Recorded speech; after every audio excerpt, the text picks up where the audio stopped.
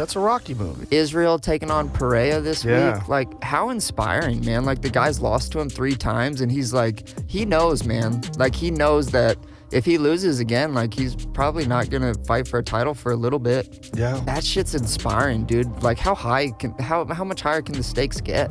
Can't get any higher. Have you been watching his training footage? I've been watching some of the embeddeds. He's got his own channel. I think it's called Freestyle Bender, and he puts up all these videos of all the shit that they're doing, and this motherfucker is going so hard. Yeah. Izzy is known for his work ethic, and nobody in their right mind can deny that. The thing is, how can you train to withstand a bitch of a non-telegraphed left hook that comes out the blue? That's the question. It looked like Pereira knew something none of us else did. You know what I mean? It's 2 fucking days away, man. I know. I can't wait. And Masvidal and Burns. I kind of want to see who wins that fight, too. That's a very interesting fight. It's going to be interesting to see if Masvidal can handle the Burns' takedowns and Burns' aggression. It's just, where's Masvidal in his career? You know, I mean, he looked great in fights in the past, but then, you know, you see the fight with Kamaru, he gets KO'd, and then he loses the fight to Colby, he gets overwhelmed. Like, where's he at right now?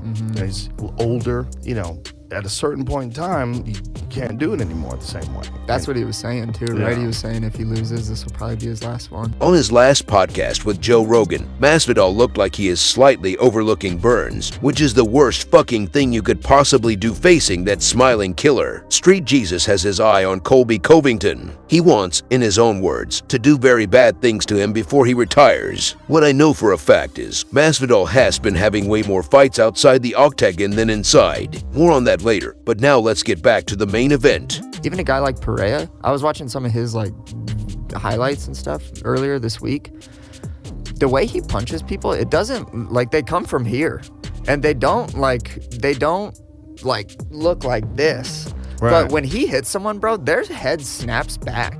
I have a lot of respect for that dude. I'll give him like so after he had won the belt, the next week his sister was fighting in like the middle of nowhere, Iowa. And I was there cornering one of my buddies or one of my teammates.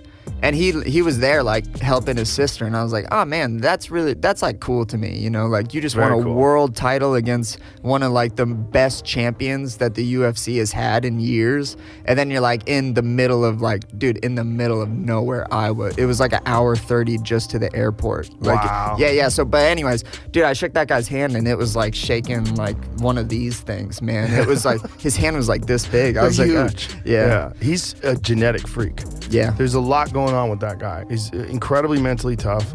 He's got insanity in the power punches and strikes. You watch him hit guys and you can tell like right away they're like, oh fuck. Like you could see it. He puts it on them and they're like, oh Jesus Christ. Like the danger is so high. He's got that one punch KO power, one strike KO power, and he's so intelligent about how to place it on a chin. He really knows how to hit people there. And then on top of that, he's fucking enormous. Yeah, he's big. You can't believe that guy weighs 185 pounds. You know, I walk around, I'm probably like 200 pounds. How the fuck is that guy 15 pounds lighter than me?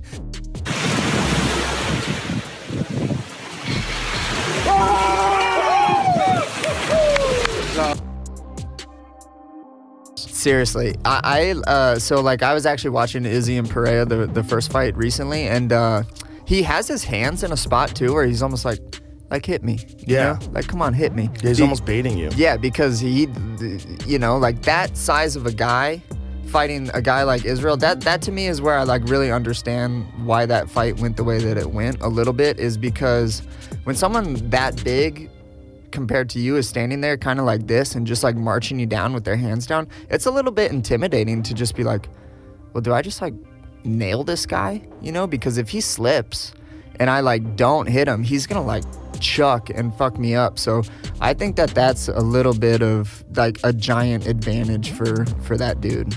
When it comes to Alex, forget all the power, the knees and left hooks. I think the biggest weapon in this guy's arsenal is his overall demeanor. That guy's face and composure is as intimidating as it gets. Rumors have it the last time Alex was seen smiling dates back to 2017. That being said, we are yet to see if he can hold his demeanor when being grounded and pounded by one of them big sharks like Whitaker, should he of course make it past Alex's flying knees. More on this later on. Before moving on, let me know in the comments who would you bet your left leg on this time.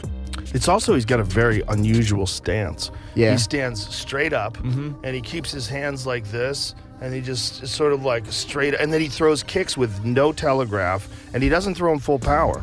But he's got so much power that when he starts throwing those low kicks, like I watched the first fight a few times now, the first MMA fight, and he fucked Izzy's calf up multiple times in that first round with zero telegraph. So it's not like one of those like dig in and turn your body over. It's just top. He's just throw it, and it doesn't come out of anywhere. You're not seeing any reads. Yeah, those are the toughest guys to fight, honestly, the guys that don't telegraph anything. Yeah. You know, you're plenty powerful just having all that adrenaline in you. You don't need to be loading up too much. That said, if you go back and watch the first fight, Izzy was winning that fight. Izzy was winning the grappling exchanges. He took him down, controlled him on the ground, and he was doing great in the striking, rocked him in the first round, had him in real trouble. If that first round is 30 seconds longer, Izzy retains his title. So it's one of those things is like, this is not a mismatch, and it's not, boy, I feel sorry for Izzy. No, it's like, whoa, how is this going to go down? Yeah. How is this going to go down? And when you got a guy with a mind like Izzy's, where he's so fucking determined and so smart and so laser focused, he thinks he's got the solution.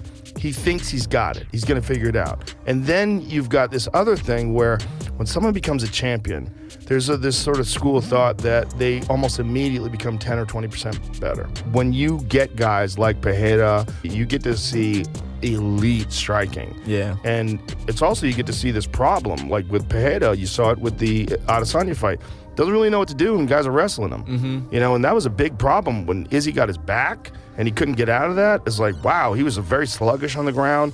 There's like a marked difference between the fluidity and the efficiency that he has on his feet. And then when Adesanya got him on the ground, you can say like, whoa, because he's gonna have a problem with like the Robert Whitakers of the world or the Marvin Vittoris, these big fucks that know how to wrestle. Eu nunca tive o plano B. Eu trabalhava numa borracharia. Eu comecei com 12 anos de idade. Na época eu ganhava tipo, R$5 por dia. Entendeu? Na época, né? Que pô, pra mim já era dinheiro pra caramba. Onde eu sempre me fortaleci é de não querer voltar. Eu não tinha.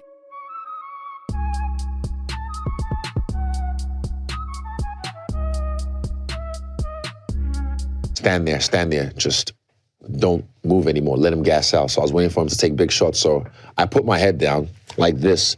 I can see his arms and I can see his legs. That's all I need to look at. I know where his head is. But I just need to like, okay, there's his arms, so I'm just there like moving. But to the referee, after 2 big shots, and then I wobble, and I'm standing there looking like that, he's gonna be like, oh shit, nah, and he's being safe. So when he jumped in, I'm like, I'm fine. I was like, oh, fuck. I literally was just disappointed. I was like, I'm fine. I was just waiting for him to gas out so I can do my work. I was gonna take him down and then beat him up again.